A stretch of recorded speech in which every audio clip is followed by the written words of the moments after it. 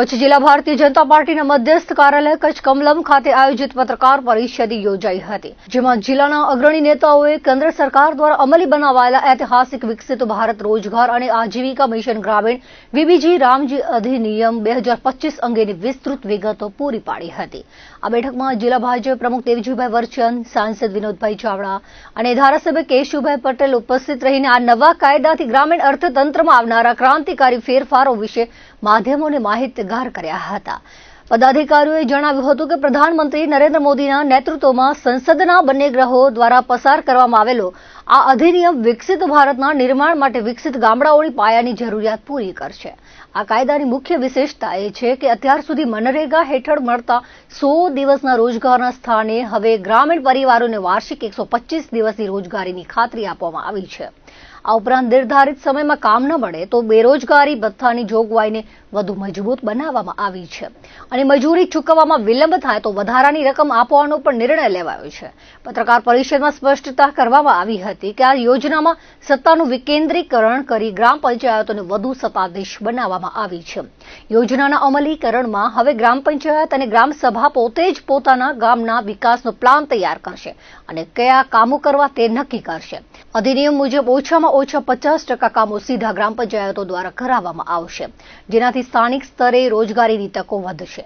ખાસ કરીને જળ સંરક્ષણ, આંતરમાળખાકીય સુવિધાઓ, આજીવિકા આધારિત કાર્યો અને આપત્તિ વ્યવસ્થાપન જેવા 4 મુખ્ય ક્ષેત્રો પર ધ્યાન કેન્દ્રિત કરવામાં આવશે। આ નવી યોજનાઓમાં ખેતી અને મહિલા સશક્તિકરણનો પણ વિશેષ ખ્યાલ રાખવામાં આવ્યો છે। ખેતીમાં વાવણી કે કાપણીના સમય મજૂરોની અછત ન સર્જાય તે માટે રાજ્ય સરકારને વર્ષમાં વધુમાં વધુ 60 દિવસ સુધી યોજનાના કામોને અસ્થાયી રીતે સ્થગિત કરવાની સત્તા અપાઈ છે, જેથી ખેતીકામમાં કોઈ અવરોધ ન આવે। મહિલાઓ માટે ગામમાં જ સ્કિલ સેન્ટર, શેડ નિર્માણ અને હાટ બજાર જેવી પ્રવૃત્તિઓ વિકસાવવામાં આવશે। ભ્રષ્ટાચાર રોકવા અને પારદર્શિતા લાવવા માટે બાયોમેટ્રિક હાજરી, જીઆઈએસ તપાસ અને સોશિયલ ઓડિટને ફરજિયાત બનાવવામાં આવ્યા છે। વિરોધ પક્ષો દ્વારા ફેલાવવામાં આવતી ભ્રામક વાતોથી દૂર રહી ગ્રામીણ જનતા આ કલ્યાણકારી યોજનાનો લાભ લે તે માટે ભાજપના કાર્યકરો ગામે ગામ જઈને સાચી માહિતી પહોંચાડશે તેવું વધુમાં ઉમેર્યું હતું। આ પત્રકાર પરિષદમાં જિલ્લા પંચાયત પ્રમુખ જનકસિંહ જાડેજા, મહામંત્રી નરેન્દ્ર પ્રજાપતિ, સાત્વિક દાન ગઢવી, ચેતન કથિરા, સંજયભાઈ મહેશ્વરી વગેરે હાજર રહ્યા હતા। કચ્છ જિલ્લાની આજની પ્રેસ વાર્તામાં આપ સૌનું સ્વાગત છે। અમારા જિલ્લા ભાજપના સન્માન્ય પ્રમુખ શ્રી આદરણીય શ્રી દેવજીભાઈ વરચંદ, અમારા પૂર્વ પ્રમુખ અને ધારાસભ્ય શ્રી સન્માન્ય કેશુભાઈ પટેલ, એવા અમારા જિલ્લા પંચાયતના સન્માન્ય પ્રમુખ જનકસિંહ જાડેજા, મહામંત્રી શ્રી આદરણીય નરેન્દ્રભાઈ, સાત્વિક દાનભાઈ, ચેતનભાઈ અને સૌ આપ મીડિયાના મિત્રોને મારા નમસ્કાર।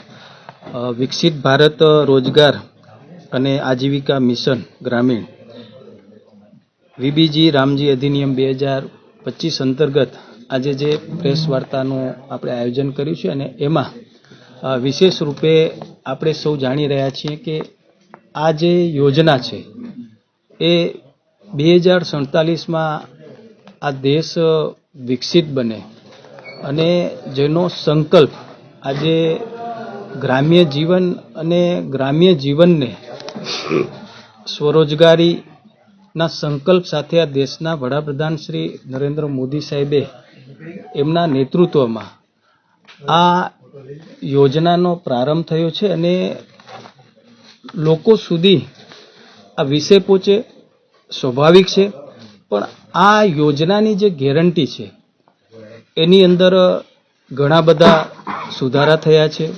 જેમ કે પહેલાં મનરેગામાં 100 દિવસની રોજગારીની વાત હતી, અહીંયા 125 દિવસ લોકોને રોજગારી મળશે। પહેલાં 15 દિવસે પેમેન્ટ હતું, અઠવાડિયે પેમેન્ટ મળશે।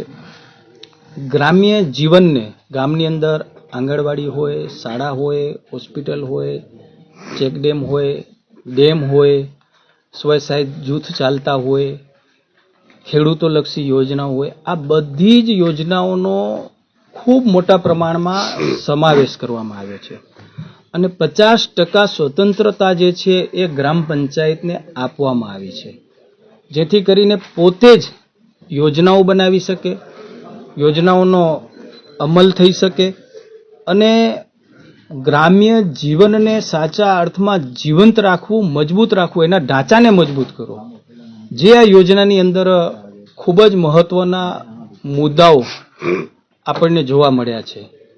અને આ દેશના વડાપ્રધાન શ્રી મોદી સાહેબની જે કલ્પના છે, એમનો સંકલ્પ છે વિકસિત ભારત 2047માં 100 વર્ષની ઉજવણી કરીએ ત્યારે બને. અને આ જે યોજના જે છે વીબીજી રામજી અધિનિયમ 2025ના માધ્યમથી મને લાગે છે કે ખૂબ મોટો ફાયદો આવનાર સમયની અંદર ગ્રામ્ય જીવનને અને ભારતને અને લોકોને આવનાર સમયની અંદર થવાનો છે.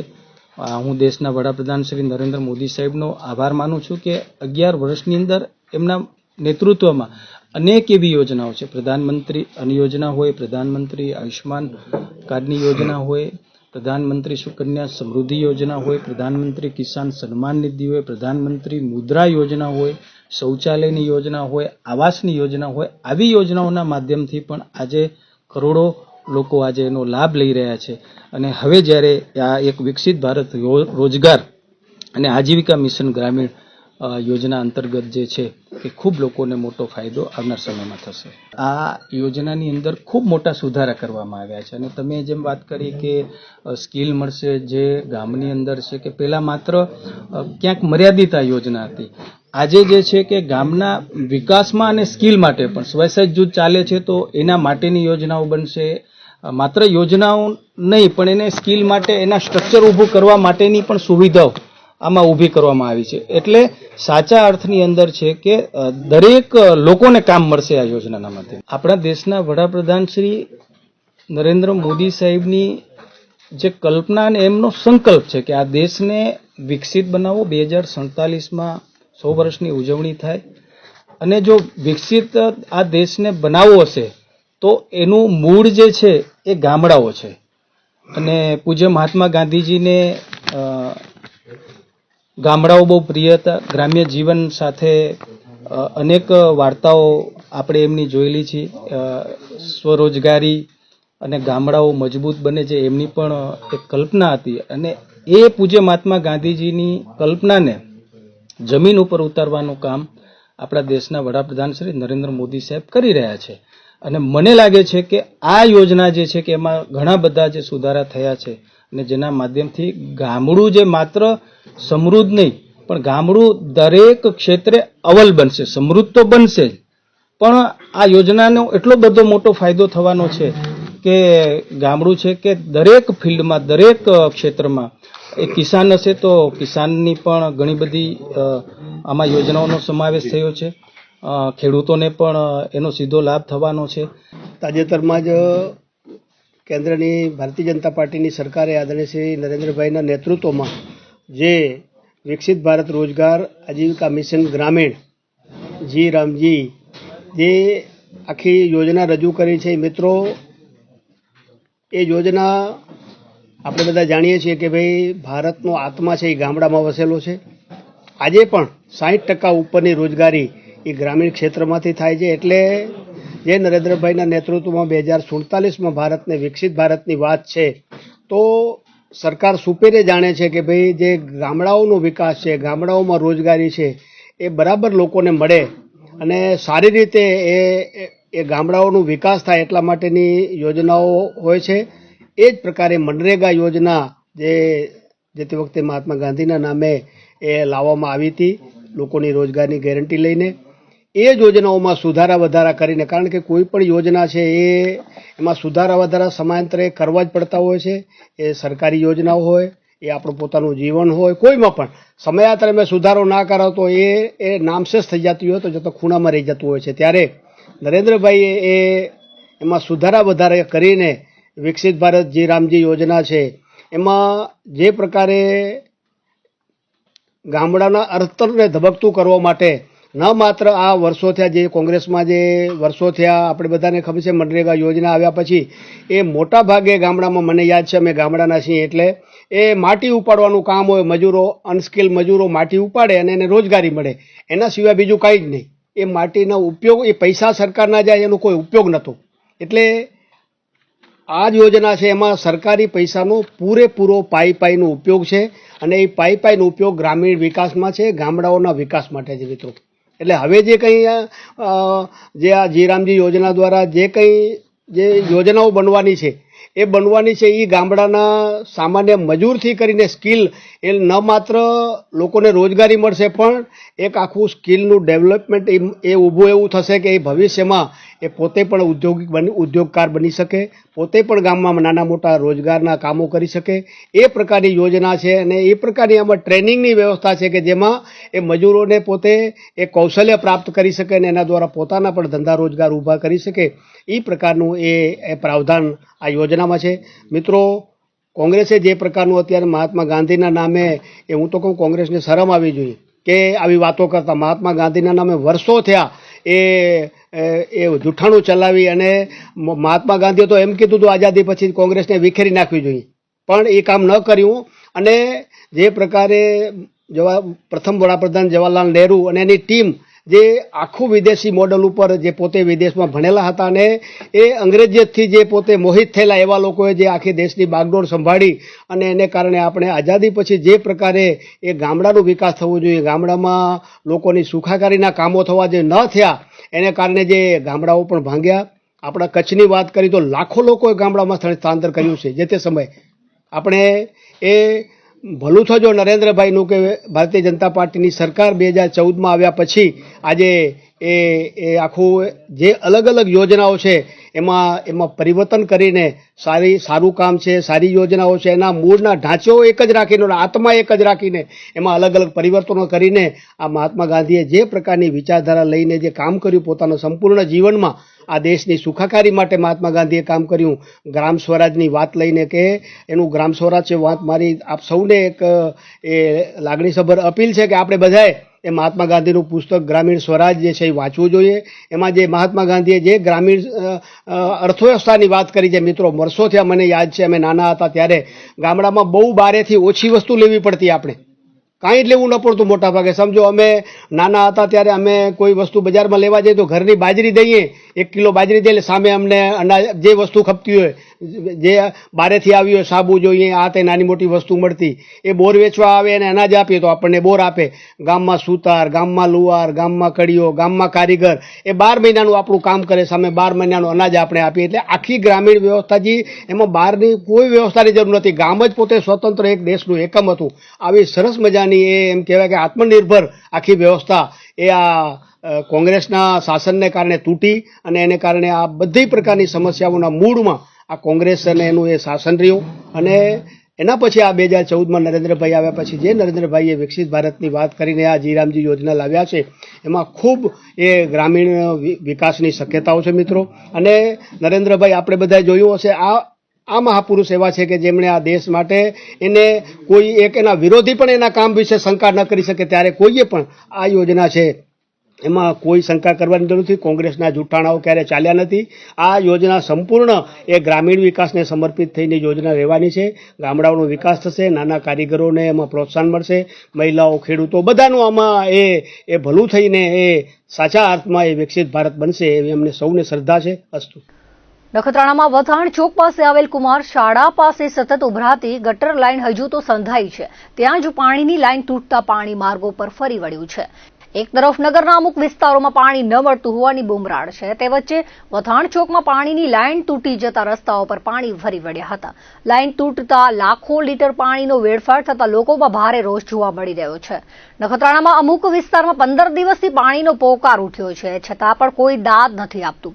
નખત્રાણાના કડક અધિકારીની છાપ ધરાવતા પ્રાંત અધિકારી તાકીદે ગટર સહિતની સમસ્યા બાબતે નિવેડો લાવે તેવી માંગ ઉઠી છે. ગટર લાઇટ પાણી સફાઈ બાબતે કુંભકર્ણની નિંદરમાં પોઢેરી નગરપાલિકા સામે લોકરોષ ફાટી નીકળ્યો છે, ત્યારે તેની અસર આગામી નગરપાલિકાની ચૂંટણીમાં દેખાય તેમ જણાઈ રહ્યું છે. ઉલ્લેખનીય છે કે નખત્રાણામાં અમુક જગ્યાએ સતત ઉભરાતી ગટરની સમસ્યા હલ કરવા અનેક રજૂઆત અને મથામણ છતાં સુધરાઈને ફોલ્ટ જ નથી મળતા.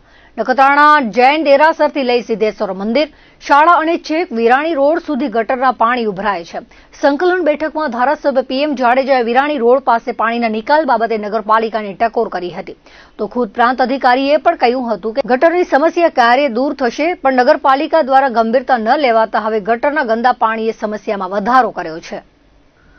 અગમ નિગમ અને અગોચરના વેદ વચ્ચેનો વ્રત શરત અને ધ્રોક નિયમ સાથે સમૃદ્ધ ઇતિહાસ ધરાવતા માતંગ શાસ્ત્રના ગૂઢ તત્વોને સમાજ સમક્ષ સચોટ રીતે રજૂ કરવા અને તેના વેદાત્મક ભેદોને ઉજાગર કરવાની જવાબદારી માતંગ વંશજ ધર્મગુરુઓની છે.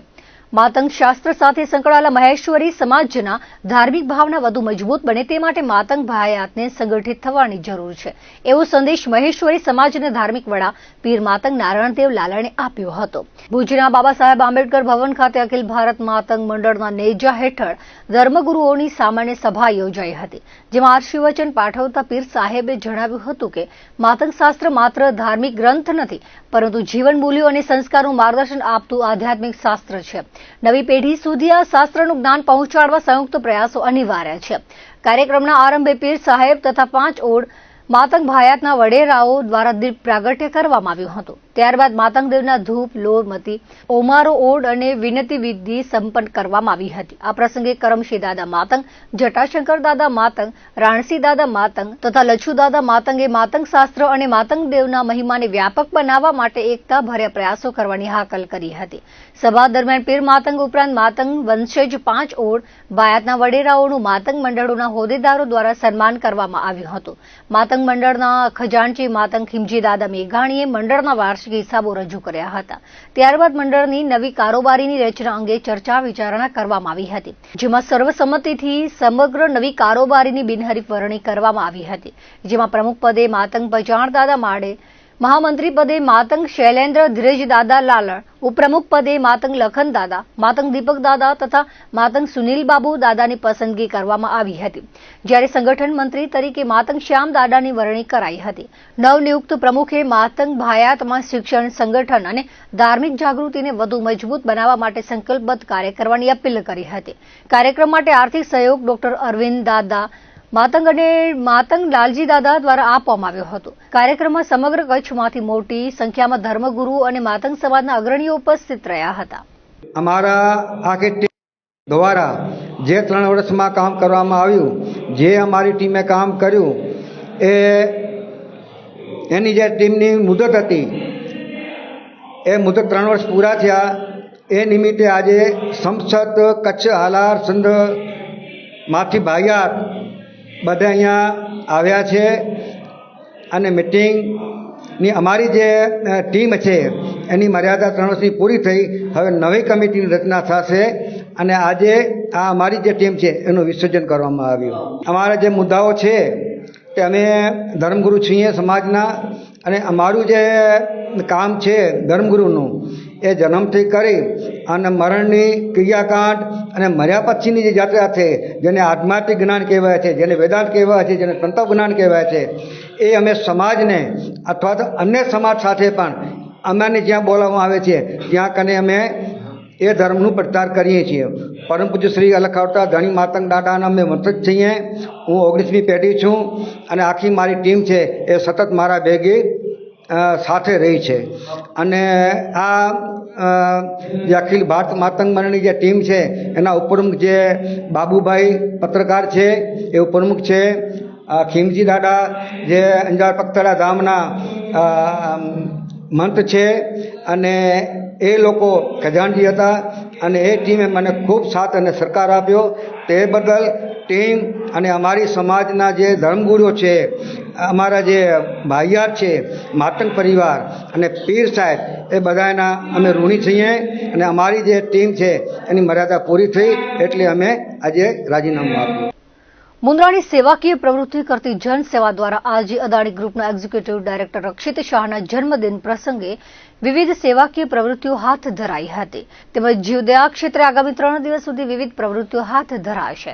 મુન્દ્રાની જનસેવા દ્વારા ગરીબ વસાહતના બાળકોને ગુજરાતી ભોજન સાથે વિવિધ 5 પ્રકારની મીઠાઈઓ પીરસવામાં આવી હતી, તેમજ જરૂરતમંદ પરિવારોની જીવન વપરાશની રાશન કીટોનું વિતરણ કરાયું હતું. ઠંડીની સિઝનમાં ગરમ ધાબળાનું વિતરણ કરાયું હતું. જનસેવાના રાજ્ય સંઘવીએ જણાવ્યું હતું, અદાણી ગ્રુપના એક્ઝિક્યુટિવ ડાયરેક્ટરનો જનસેવાને સેવાકીય પ્રવૃત્તિઓ માટે સહયોગ પ્રાપ્ત થતો રહ્યો છે. ભારે વરસાદની સિઝનમાં જરૂરતમંદ લોકોને તાલપત્રી અને ફૂડ પેકેટ, મેડિકલ સહાય, ઠંડીમાં ગરમ ધાબળા તેમજ અન્ય સેવાકીય પ્રવૃત્તિઓ માટે સહયોગ મળતો રહ્યો છે. આ પ્રસંગે અદાણી મીડિયા વિભાગના જયદીપ શાહ, રમેશ આયડી, અદાણી ગ્રુપના મહેન્દ્ર સોલંકી, સામત આહિર તેમજ હિરેન માકાણી વગેરે ઉપસ્થિત રહ્યા હતા. આ આયોજનને સફળ બનાવવા જનસેવાના ભગીરથસિંહ ઝાલા તેમજ તેમની ટીમે જહેમત ઉઠાવી હતી. દર્શક મિત્રો, આ હતા ત્યાર સુધીના કચ્છ ઉદય ટીવી સમાચાર. ફરી મળીશું નવા સમાચારો સાથે, નવી અપડેટ સાથે. ત્યાં સુધી મને રજા આપશો. નમસ્કાર.